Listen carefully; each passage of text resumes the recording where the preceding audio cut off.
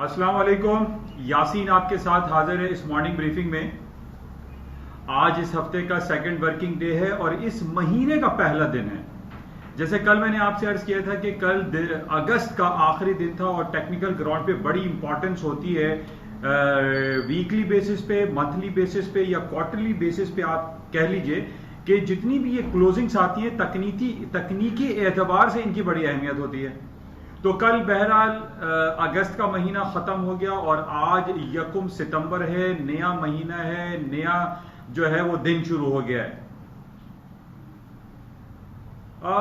तमाम बातें शुरू करने से पहले मैं पिछले काफी अरसे से आप लोगों से एक ही बात गोश गुजार करता चला आ रहा हूं कि अमेरिका और पूरी दुनिया की स्टॉक मार्केटों में तेजी बरकरार है और आज भी हम जो हालात व वाकयात देख रहे हैं उसमें भी कोई बातें जो है इसके बरक्स नहीं हैं।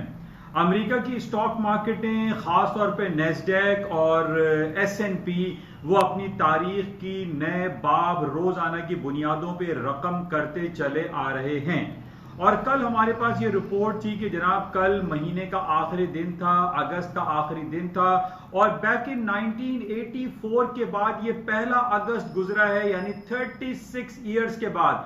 आफ्टर 36 इयर्स के बाद हमने ये देखा कि S&P ने अपने अगस्त के अपने टॉप हाइज बनाए और अपनी तारीख नई रकम की।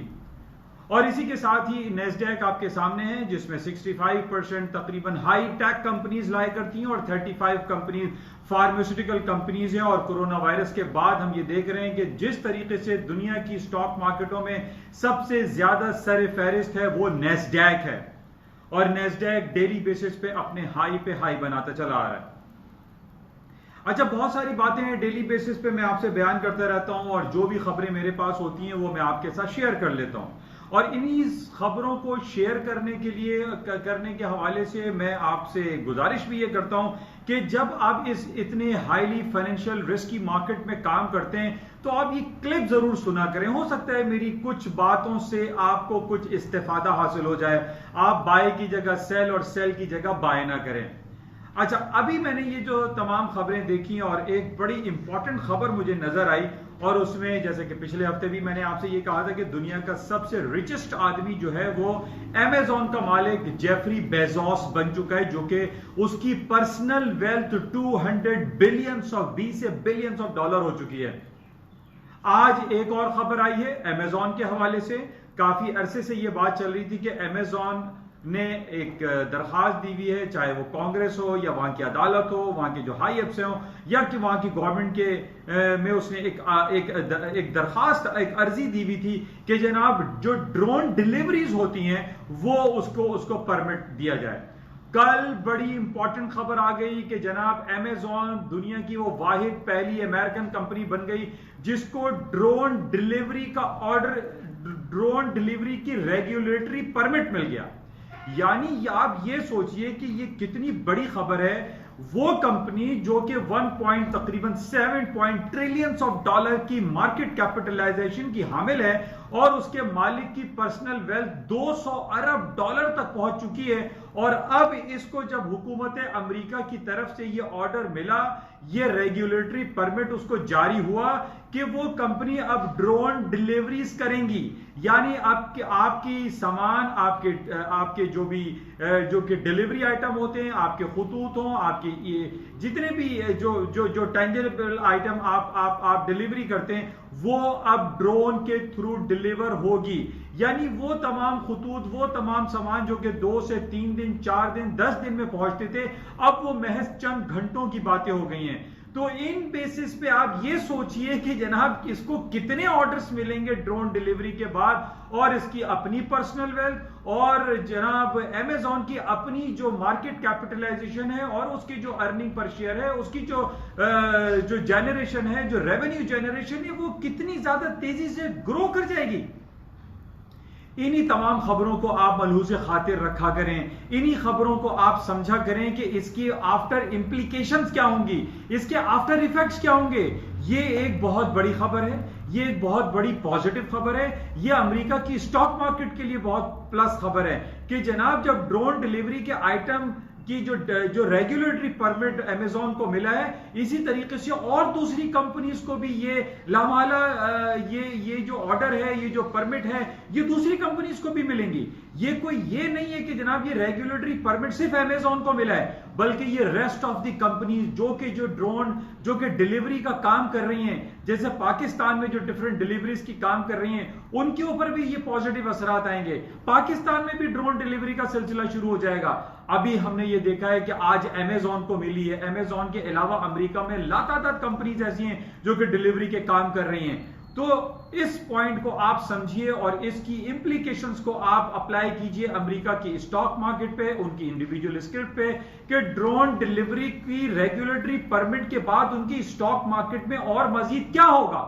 और आज हम यही देख रहे हैं कि सुबह से हमारे पास जो खबरें आ रही हैं, खासतौर पे चाइना की खबर आई कि पीएमआई जबरदस्त उनका आया। आज यकुम सितंबर है, आपको पता है कि यकुम सितंबर और जो फर्स्ट वीक ऑफ कोई भी महीना होता है, इसमें बड़ी बड़ी रिपोर्टें आती हैं, बड़े बड़े इकोनॉमिक इंडिकेटर्स आते हैं। और आज यकुम सितंबर में हमारे पास सुबह से लाइन लगी हुई है कि जनाब पीएमआई यूरोप का आ रहा है, पीएमआई बर्तानिया का आ रहा है, पीएमआई चाइना का आ रहा है, और अभी शाम में पीएमआई मैन्युफैक्चरिंग इंडेक्स अमेरिका का आएगा।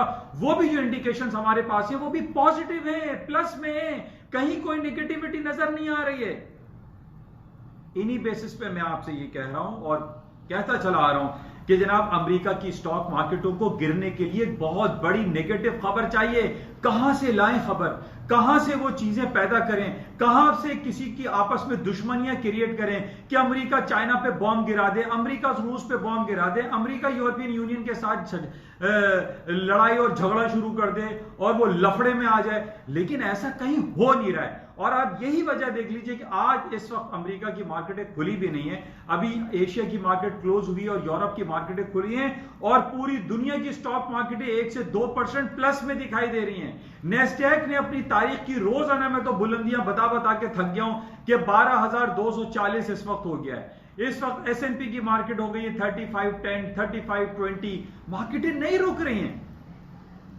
अच्छा, इसी बेसिस पे मैंने आपसे यह भी कहा था, कल की बात है और बहुत अरसे से मैं आपको यह कहता चला आ रहा हूं कि सोने की कीमतों में भी खातिर खा इजाफा रहेगा।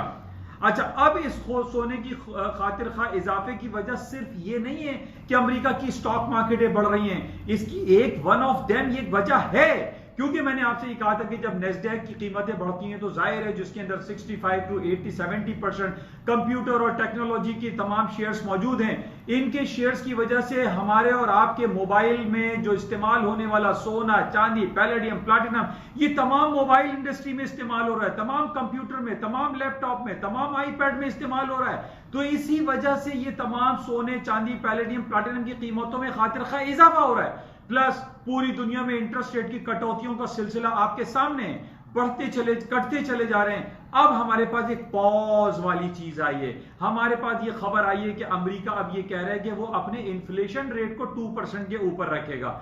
इस बेस पे हम ये कह सकते हैं, शायद इस बेस पे ये हो सके कि आइंदा अमेरिका कोई ये लाए अमल इख्तियार कर ले कि जनाब इंटरेस्ट रेट बढ़ाया जाए और उसके बाद लोगों के अंदर ये इत्मीनान पैदा हो, उन तमाम लोगों के लिए जो शॉर्ट सेलिंग में बैठे हुए हैं कि चलो भाई अब अमेरिका इंटरेस्ट रेट बढ़ाएगा, अब बर्तानिया इंटरेस्ट रेट बढ़ाएगा, अब यूरोपियन यूनियन इंटरेस्ट रेट बढ़ाएंगे तो स्टॉक मार्केटें गिरेंगी।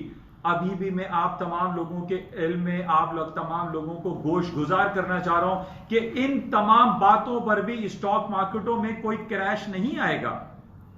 अमेरिका की स्टॉक मार्केट चाहे दुनिया की स्टॉक मार्केटों में नीचे ना आने की एक वजह, अगर आप इसको गौर से देखें, उसकी वजह पूरी दुनिया की एक पॉपुलेशन ग्रोथ भी है। पूरी दुनिया में पॉपुलेशन इस वक्त 7 बिलियन नफूस पर मुश्तमिल है, 7 अरब की ये आबादी हो चुकी है। इन 7 अरब में जब आप रेशो कैलकुलेट करते हैं कि अर्बन सिटीज में लोग, शहरी जिंदगी में लोग कहां आबाद हैं, तो आप ये देखेंगे। इसके अलावा जो देही इलाके हैं वहां पर भी ये मोबाइल और कंप्यूटर, लैपटॉप इस्तेमाल हो रहे हैं। तो हाउ कैन वी से कि जनाब स्टॉक मार्केटें गिर जाए? लॉन्गर पीरियड ऑफ टाइम में स्टॉक्स मार्केटों में गिरने की कहीं कोई उम्मीद दिखाई नहीं दे रही है। बहरहाल देखते हैं कि शायद कोई ऐसी खबर आ जाए जिस तरीके से आज हमारे पास खबर है कि जनाब चाइना और इंडिया में लद्दाख के मुकाम पे जो हिमालय उनके स्टेट्स हैं, हिमालयन जो पहाड़ी इलाके हैं, वहां पर इंडिया ने अपनी फौजें, इंडिया और चाइना ने अपनी फौजें जमा करनी शुरू कर दी हैं। वहां पे हवाई जहाज, टैंक्स और ट्रूप्स और उन्होंने आर्टिलरी गन्स वहां पे जमा करना शुरू कर दिया है।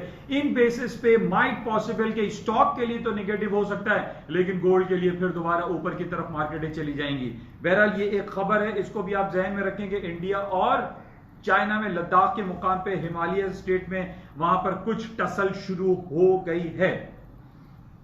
अच्छा, एक नेगेटिव खबर हमारे पास, अगर उन तमाम लोगों के लिए मैं देखता रहता हूं कि जिन लोगों ने शॉर्ट सेलिंग की हुई है, जेपी मॉर्गन चेज अमेरिका का एक बड़ा बैंक है, बिल्कुल इसी तरीके से जिस तरीके से मैंने पहले भी आपसे कहा था कि bank of America, Goldman Sachs bank, HSBC, इन तमाम की जो डिफरेंट मुतालियाती स्टडीज आती रहती हैं, जो तज्जियात आते रहते हैं, उसके बारे में उन लोगों ने ये कहा था, इन तमाम इदारों ने, कि सोने की कीमतें $3,000-4,000 तक पहुंच जाएंगी on the basis of different certain basic rules के हवाले से। अब जेपी मॉर्गन चेज की तरफ से एक बयान आया है कि जनाब ट्रंप की खबर के हवाले से जो खबरें चल रही हैं, जो डिफरेंट हिस्टोरियंस हैं, उन्होंने भी ये कहा है कि ट्रंप इस बार अमेरिका के इलेक्शन हार जाएंगे और जो बाइडेन जीत जाएंगे।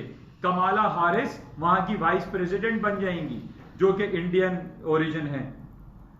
तो इन बेसिस पे माइट पॉसिबल के स्टॉक्स में कुछ करेक्शन आ जाए नीचे की तरफ, जिसको हम माइट पॉसिबल, एक जिस तरीके से गोल्ड में हमने कहा था हेल्दी करेक्शन आया है, तो स्टॉक्स में कोई हेल्दी करेक्शन आ सकता है, क्योंकि हमारे पास ये है कि वहां पे RSI है, मूविंग एवरेजेस है, वो बहुत ज्यादा ओवरबॉट टेरिटरी में चल रहे हैं। माइट पॉसिबल कोई हेल्दी करेक्शन आ जाए, कोई छोटी सी खबर बना के उसको बहुत बड़ा एग्जैजरेट कर दिया जाए और उसके बाद स्टॉक मार्केटें गिर जाएं।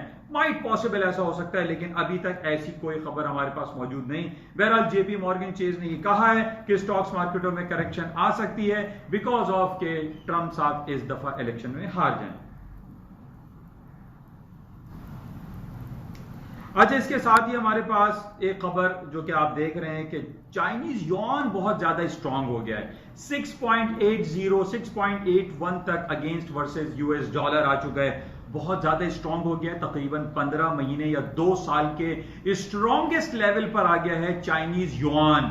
जबकि हम देख रहे हैं कि बस हम साल 1.5 साल के लोएस्ट लेवल पर हमारा डॉलर इंडेक्स चल रहा है, डॉलर इंडेक्स टूटता चला जा रहा है, और उसकी वजह आपके सामने है कि पूरी दुनिया में और खासतौर पे अमेरिका ने अपना इंटरेस्ट रेट जीरो टेरिटरी पे रखा हुआ है, जिसकी वजह से गोल्ड की कीमतें गिरती चली जा रही हैं और उसके गिरने डॉलर की कीमतें गिरती चली जा रही है। और डॉलर के गिरने की एक और वजह जो मैंने पहले भी आपसे बयान की थी कि जनाब कोरोना वायरस पैंडेमिक की वजह से जो billions and trillions of dollar के स्टिमुलस पैकेजेस अनाउंस किए जा रहे हैं, एक पेंडिंग में पड़ा हुआ है, नोट छापे जा रहे हैं, उन नोट छापने की वजह से डीबेसमेंट ऑफ करेंसीज हो चुकी है, अपनी कदर कीमत करेंसी खो चुकी है और सोने की कीमतें उसके अगेंस्ट में ऊपर की तरफ जा रही हैं। और अभी यही हम कह सकते हैं कि मार्केट में मजीद पोटेंशियल मौजूद है और मार्केटें ऊपर की तरफ जा सकती हैं सोने की, और इसी तरीके से स्टॉक्स मार्केट में भी ऊपर की तरफ ही ध्यान दिखाई दे रहा है। इस वक्त भी आप देख रहे हैं कि पूरी दुनिया की स्टॉक मार्केट के साथ, खासतौर पे अमेरिका के नेस्डैक और S&P के साथ गोल्ड की कीमतों में भी इजाफा हो चुका है। दिसंबर गोल्ड $2,000 पर आउंस हो चुका है,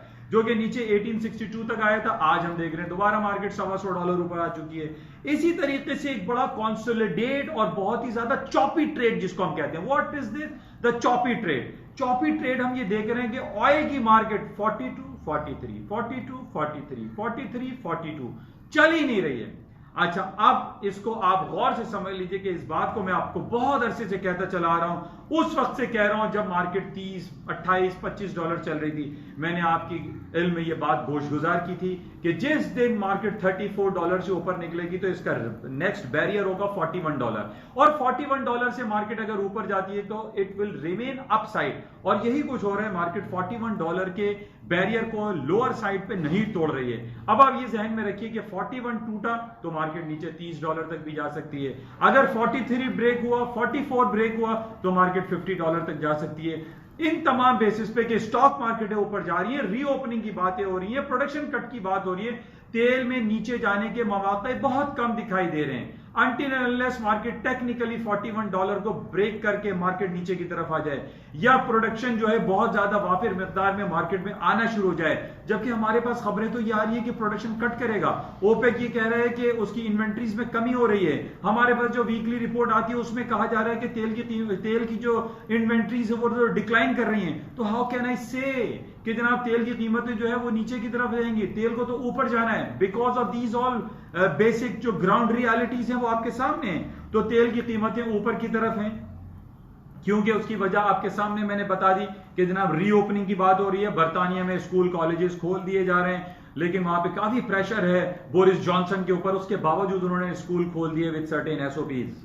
पाकिस्तान में भी जल्द स्कूल खुलने की बातें हो रही हैं। तो ये तमाम बातें थी। ओवरऑल हमारे पास खबरें अच्छी हैं, कहीं बैड न्यूज नहीं है। अगर कोई खराब खबर हमारे पास है तो वो हमारी पाकिस्तान की बैड न्यूज है, कराची की बैड न्यूज है, कराची के बल्दियाती इदारों की बैड न्यूज है, कराची की बदहाली की बैड न्यूज है। बाकी कहीं कोई बैड न्यूज नहीं है। हमारे यहाँ कहीं कोई निजाम दिखाई नहीं दे रहा। बारिश को 1 हफ्ते गुजर चुके हैं। कराची में गटर, नाले, गंदगी, कचरा सब वैसे ही पड़ा हुआ है। सड़कें टूट फूट का शिकार हैं। कहीं टेलीफोन नहीं चल रहा, कहीं मोबाइल नहीं चल रहा, कहीं बत्ती नहीं आ रही, कहीं लाइट नहीं चल रही। पता नहीं ये कराची किसके हाथों में है। सैयद मुराद अली शाह साहब से हम तो गुजारिश और दरख्वास्त और इस्तेदा कर करके थक गए, लेकिन उनके हाथ में भी लगता है कि कुछ होता नहीं, कुछ बन उनसे हो पाता नहीं। अब यही देखते हैं कि बस दुआ करते रहते हैं कि कोई आए, कोई कराची का रखवाला हो, कोई वफाकी हुकूमत हो, कोई ऐसा इदारा हो जो पाकिस्तान के इस सबसे बड़े कॉस्मोपॉलिटन सिटी को संवार दे, निखार दे। वो तमाम रोशनियां, वो तमाम सफाई, वो हमारी खूबसूरत सड़कें, वो सड़कों पर लगे हुए कुमकुमे, वो लाइट और बिजली के बल्ब, वो सारे वापस आ जाएं। रातों में हमारी सड़कें सुनसान हैं, अंधेरा है, गड़े हैं, कोई पूछने वाला नहीं। हमारी सिर्फ इस्तेदा है, दुआ है, गुजारिश है इमरान खान साहब से और सैयद मुराद अली शाह साहब हमारे वजीर आला हैं कि खुदारा इस कराची शहर के लिए कुछ नया पैकेज ले आए। बिल्कुल वैसे ही कुछ पैकेज ले आए कि एक आम आदमी को सेहत की सहूलतें मुयसर आ जाएं। जिस तरीके से खैबर पख्तूनख्वा में 10 लाख रुपए का मेडिकल इंश्योरेंस दिया गया है, कुछ ऐसी सहूलतें खुदारा कराची वालों को, खुदारा सिंध वालों को भी दे दें। इस यतीम लावारिस शहर का कोई तो पूछने वाला हो। बस यही बैड न्यूज है। बाकी पूरी दुनिया चिल कर रही है, दुनिया में अच्छी खबरें। और हम ये देख रहे हैं कि पूरी दुनिया की स्टॉक मार्केटें बढ़ती चली जा रही हैं और रुकने का नाम नहीं ले रही हैं। इंशाल्लाह राब्ते में रहेंगे। काफी आपसे बात हो गई। आज शाम में हम देखते हैं कि मार्केट में और कौन सी खास खबरें रहती हैं। हमें ये मालूम है कि आज 1 सितंबर है और 1 सितंबर में और जो पहले हफ्ते होते हैं किसी भी महीने के, उसमें बहुत बड़ी बड़ी रिपोर्टें आती हैं और उन रिपोर्ट्स पे मार्केट में बहुत ज्यादा तब्दीली रोनुमा होती है, बल्कि बर्पा होती है। आज हमारे पास बहुत सारी रिपोर्टें हैं। मैन्युफैक्चरिंग इंडेक्स की रिपोर्ट है। इस जुमे को हमारे पास पेरोल की रिपोर्ट होगी और हम ये देख रहे हैं कि रिपोर्टें सब अच्छी आ रही हैं। कहीं कोई बैड न्यूज नहीं है जिसकी वजह से स्टॉक मार्केटें बढ़ती चली जा रही हैं। इंशाल्लाह राब्ते में रहेंगे। आपसे सिर्फ जाते हुए दरख्वास्त कि इस YouTube चैनल को प्लीज सब्सक्राइब करें, लाइक करें, शेयर करें और एक बेल आइकन होता है उसको भी प्रेस करें ताकि आपको डेली बेसिस पे जितनी भी अपलोड्स हैं वो आपको मिल सकें, आप कोई पॉइंट उठा सकें और एक छोटे से पॉइंट से माइट पॉसिबल आपके डिसीजन बेहतर हो सकें। वो कहते हैं ना कि an idea can change your life. तो इसको आप ज्यादा से ज्यादा शेयर करें। Thank you. खुदा हाफिज।